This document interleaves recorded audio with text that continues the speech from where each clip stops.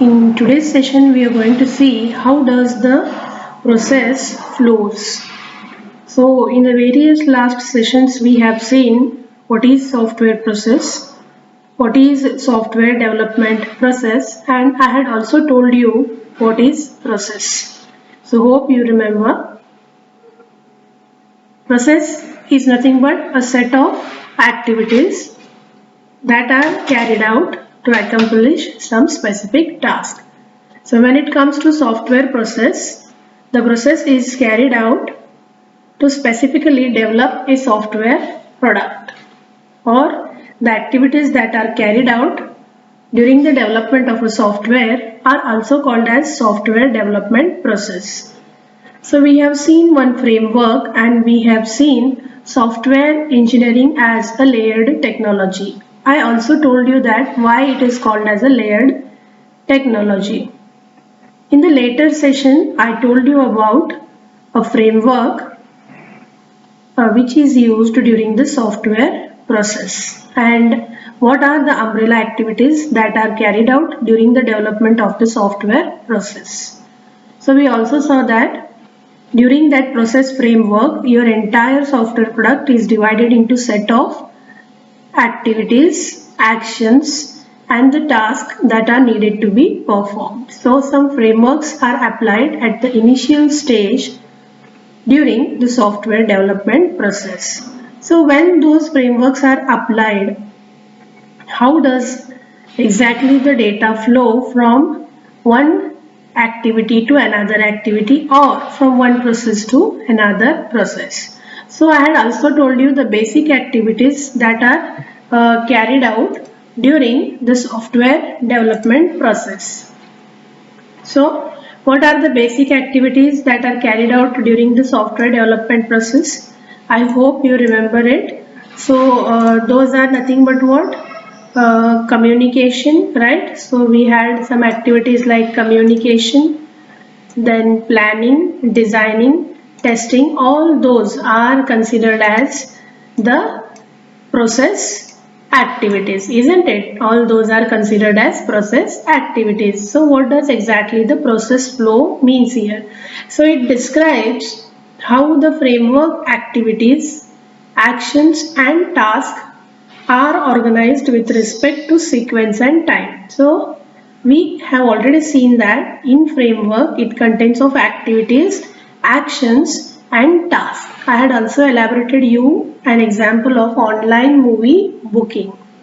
So it tells us about how these activities, actions and tasks are carried out along with a sequence and a time. So we know what is sequence. Sequence is nothing but following an organized way. So time is nothing but in what time span all the activities must be carried out. So the process flow is all about what? It is all about describing the framework activities, actions and tasks that are organized with respect to sequence and time.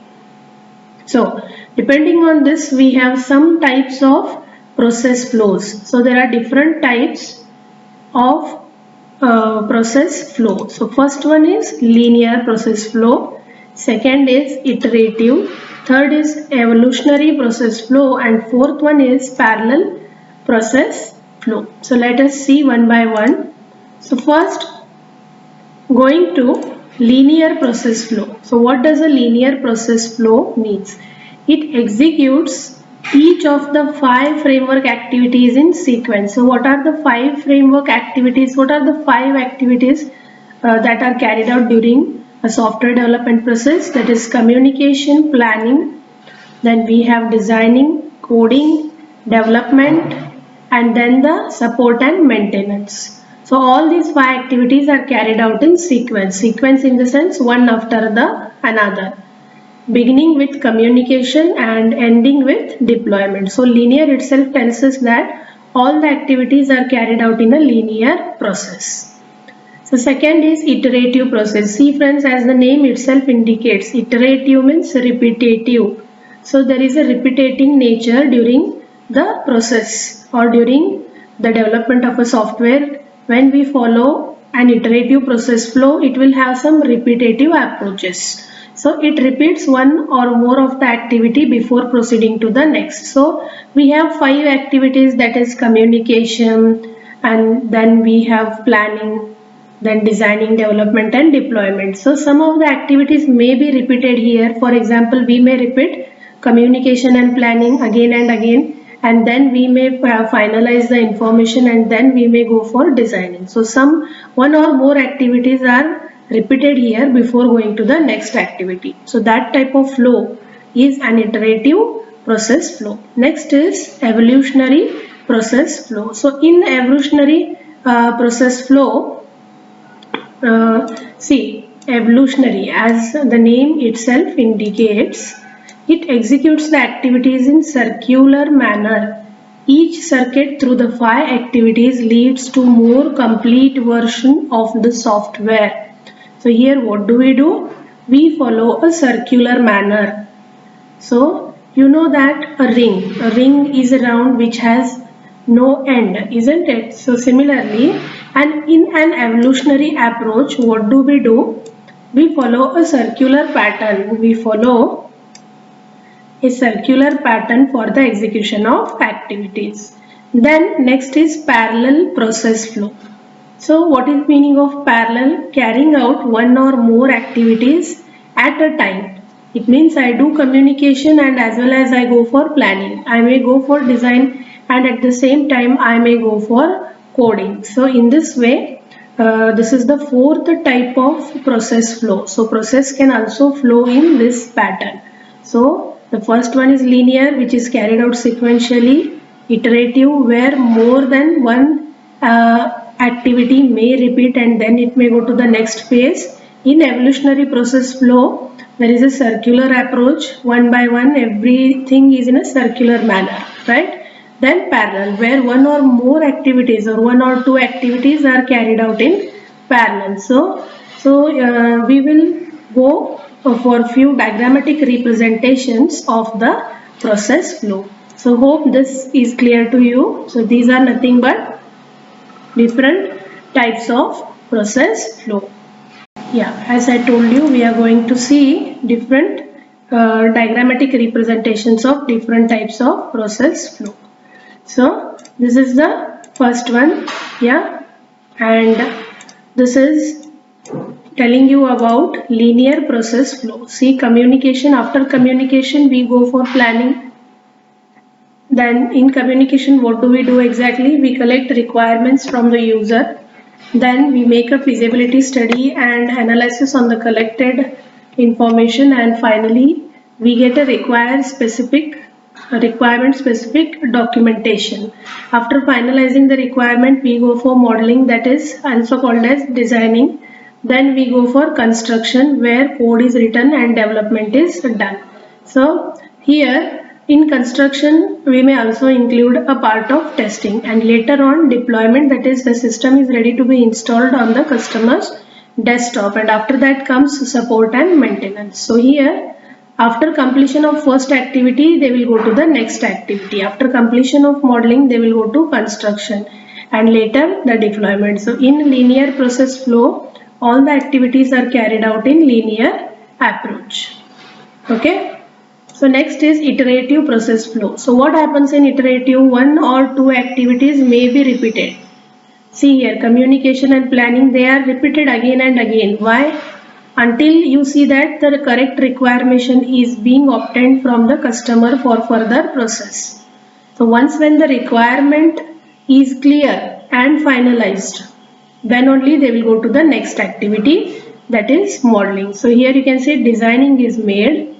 Again you can see one more repetition coming from construction to communication. Why does this happens?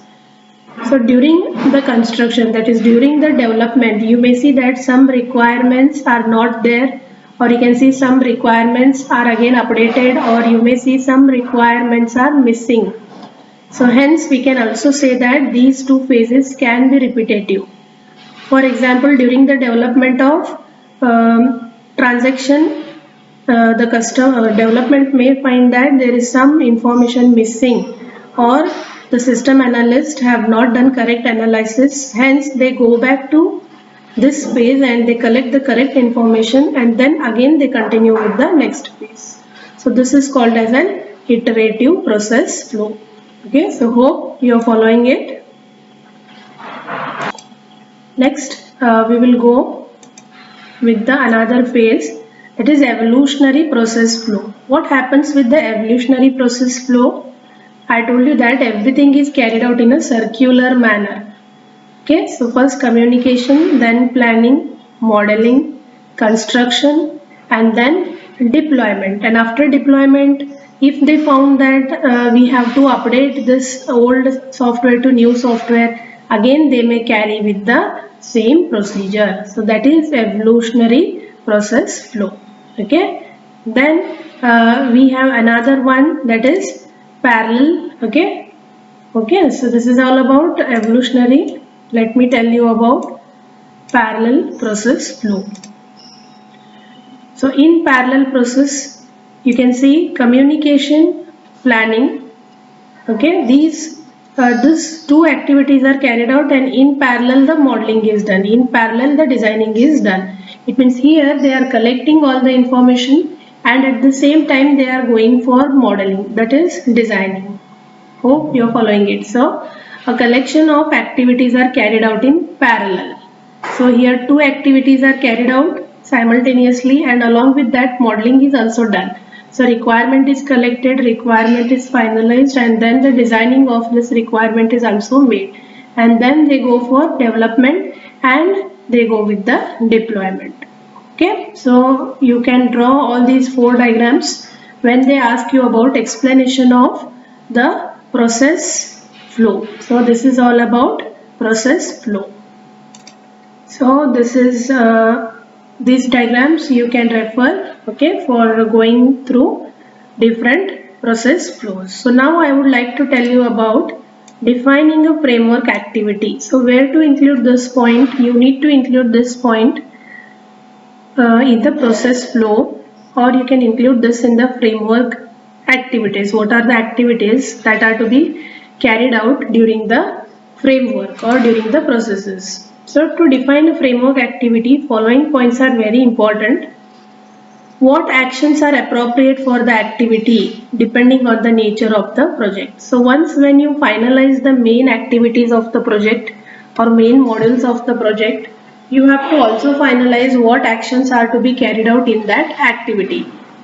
Then characteristics of the people doing work. So during identification of the team, you have to identify a very standard team and who can work flexibly and one who are trustworthy, or you can say bit experienced and one who are creative. Then the stakeholders responsible for the activity. So here the stakeholders are nobody but the customers or the owners, or you can see one who owns the system, or to one who the person to whom the system belongs. After that, during the development of a process framework activity, you have to identify a task set.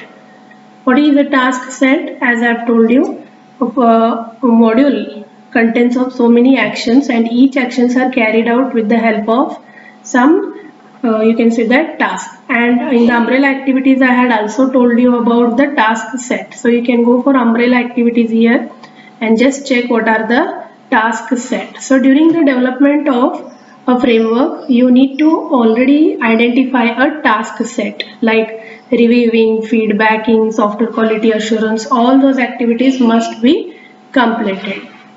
Then, so depending upon the size of the project, so size plays very major role here. So depending upon the size of project, the needs of project are also going to vary. So when suppose you are doing a new project or you are doing a small project. So what happens when you are doing a small project or a new project? We don't have a correct ideas for or you can say we don't have any much information at the initial stage. So here you need to go with the person, that is the stakeholder, or you need to go with the owner of the software, and you have to interact with him to know in more detail about how you want to design the system. So when you are developing a medium project, So what happens when you are developing a medium project?